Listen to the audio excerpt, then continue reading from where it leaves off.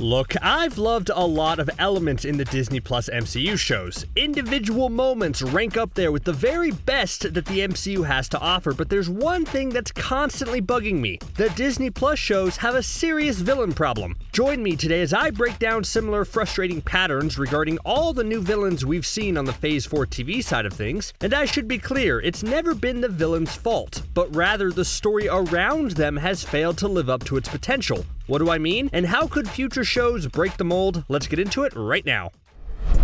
WandaVision was the first MCU project to kick off this new era of Disney Plus programming, and it also was the start of Phase 4. It originally wasn't supposed to be the beginning, but the pandemic caused all the release dates to become a jumbled mess of switcheroos, and WandaVision ended up as the first release. And I actually think that was for the better. WandaVision as a whole did a lot of great things. It fleshed out Wanda's character by retconning her miracle origins from Age of Ultron and amped up the magical side of the MCU. It brought back some beloved side characters like Jimmy Woo and Darcy in a fun way. It gave us both one of the greatest written lines of dialogue we've ever heard in the MCU, aka what is grief if not love persevering, and gave us the absolute banger of the song Agatha All Along. All awesome stuff, right? Well, even though it did all those wonderful things, I think WandaVision failed on the villain front. Mostly for two big reasons. For one, you introduce a character like Agnes, and just about everyone will know immediately that that's short for Agatha Harkness. We're in Phase 4, you can't just introduce a character with a name that sounds like an abbreviation for a well-known villain and not have audiences figure it out immediately. And I think this created a bad ripple effect. Having the villain in plain sight but not reveal themselves as the villain until episode 7 out of 9 created a narrative that a secondary villain lurked in the shadows that Agatha was working with. This is where Mephisto comes into play.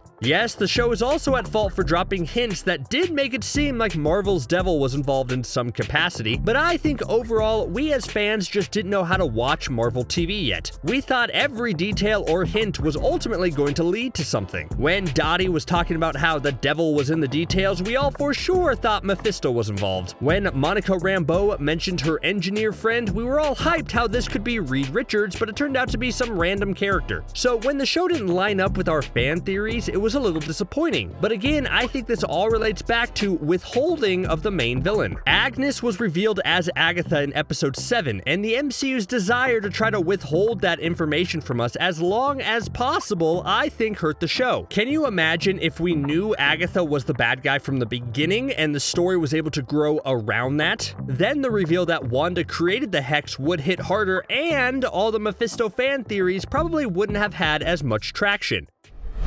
The next show was Falcon and the Winter Soldier, and this was the project that started the trend of teasing a big villain that fans could speculate on from a week-to-week basis. And I understand as a business why this is a smart thing. You tease a mysterious character called the Power Broker early on, and then fans can go to Twitter or YouTube or whatever and start sharing their opinions on who exactly the Power Broker could be. But I just think there was a ton wrong with the Power Broker storyline. Like, for one, it feels unnecessary. Cut the Power Broker storyline out of the show, and I think mostly everything still works. If you're going to introduce a character that's going to have more story later on, then at least make it a bit vital to the current story you're telling. And on top of that, I think the reveal that Sharon Carter has broken bad and is now the Power Broker betrays her character a bit for the sake of a twist. Like, sure, Sharon Carter wasn't as fleshed out as her Aunt Peggy, where we didn't know everything about her, but watching her in the Winter Soldier and Civil War, does she really seem like the type to join the side of the bad guys and create her own criminal empire in Madripoor? Like, sure, she was burned by the government, but immediately running off to become a bad guy after all the world saving she helped do in previous movies didn't track. And it also made Sam and Bucky look pretty dumb. We, the audience, just saw Sharon admit she was the Power Broker and then eliminate both Batroc and Carly. But then Sam swoops in and doesn't question any of Sharon's motives in that scene, and it's framed like he just won the big battle. No, because the Power Broker is now officially pardoned and has access to all sorts of government secrets that she plans on selling. It still hasn't been revealed just who she was talking to, but I think the safe bet is Shang-Chi's sister, who's now running the 10 Rings. So overall, this was an instance of an MCU show teasing a villain for a few episodes, but not paying it off properly. Same as WandaVision.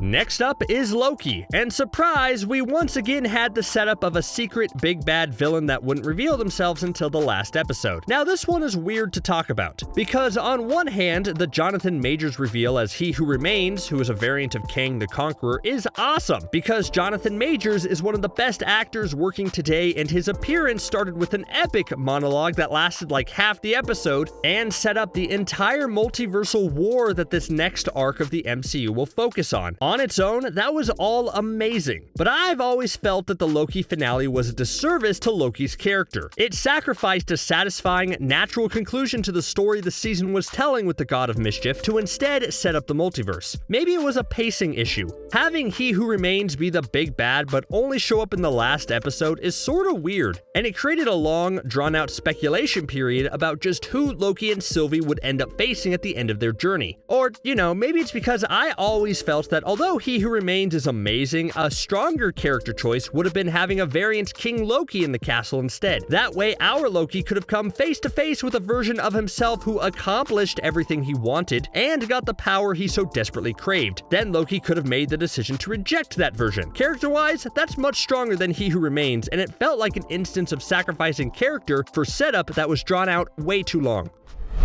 Hawkeye was perhaps the most frustrating show in terms of the secret big bad villain, in my opinion. Very early on in the show's run, they all start referring to the big guy as this man in charge who everyone is afraid of. Nobody will say his name. The problem is, it's not subtle at all with telling you who it is. If you know anything about Echo's comic backstory, you know it's Kingpin, and the show even basically confirms it with the Echo flashback of the man who watches over Echo. And yet the Hawkeye show is persistent about keeping Kingpin's identity secret until it's revealed at the very end of episode 5 in a grainy photograph. What? You hype up the return of one of the greatest MCU villains we saw over on the Netflix side of things, and his big reveal is through a photograph? That's a little lame. But anyways, this felt like the most frustrating marketing campaign the show could run. It basically tells us it's Kingpin without confirming it's Kingpin, so everyone starts talking about it to build hype. But then something worse happens. I might be in the minority here, but I think Kingpin's presence hurts Hawkeye's show. Those last few episodes got so bogged down with introducing Kingpin and setting up the Echo spin-off show that it lost track of what the show started out as. Eleanor Bishop was primed to be the big bad with Swordmaster set as the red herring, but both of those characters were shuffled off to make room for Kingpin. So again, my question is, why keep your big bad hidden for so long when that hurts your overall story?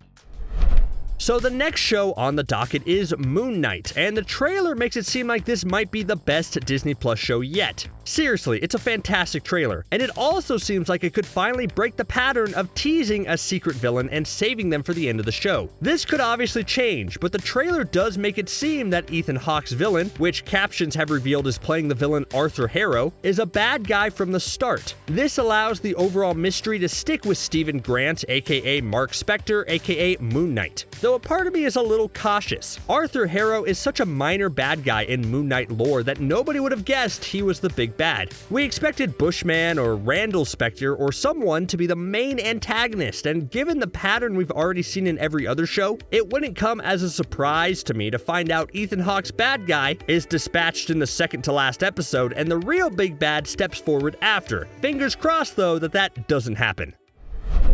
So let's look beyond Moon Knight and talk about the future of Disney Plus MCU shows. Overall, do you think they've been a success? I obviously have my gripes with this format, especially when it comes to how it handles its villains, but I do think there's hope for improvement. For one thing, as the shows go on, we're going to be getting increasingly unique types of television events. She-Hulk, for example, is coming soon, but so far that's been billed as a legit legal show, and it feels like it might not boil down to a good guy and a bad guy punching each other. In that instance, you have no need for a secret villain hiding in the background. But also, if you're like me and think that the Disney Plus Marvel shows have a villain problem, then I'll just say that it's still early in this new era of the MCU, and just remember that the film side also had a villain problem when things were starting out. I remember all the articles and conversations and videos about how besides Loki, no other early MCU villain was up to snuff. Think about it. The MCU was criticized for either dispatching some of their greatest villains after only one appearance, or for having really lackluster villains like Whiplash or Malekith. They've gotten monumentally better since the beginning, and although they stumble again now and then, I don't really worry about villains on the film side as much anymore. So maybe after the next round of Marvel Disney Plus shows, showrunners will realize the faults and pratfalls of the villains in these first few shows and work to improve. I think all these great heroes deserve fantastic villains to face, don't you? And that starts with giving them the proper stories and the right amount of time to breathe. So please, for me, no more introducing big bads in the last episode, deal? Alright, just so this isn't all negative, I wanted to quickly highlight what the Disney Plus shows have done right.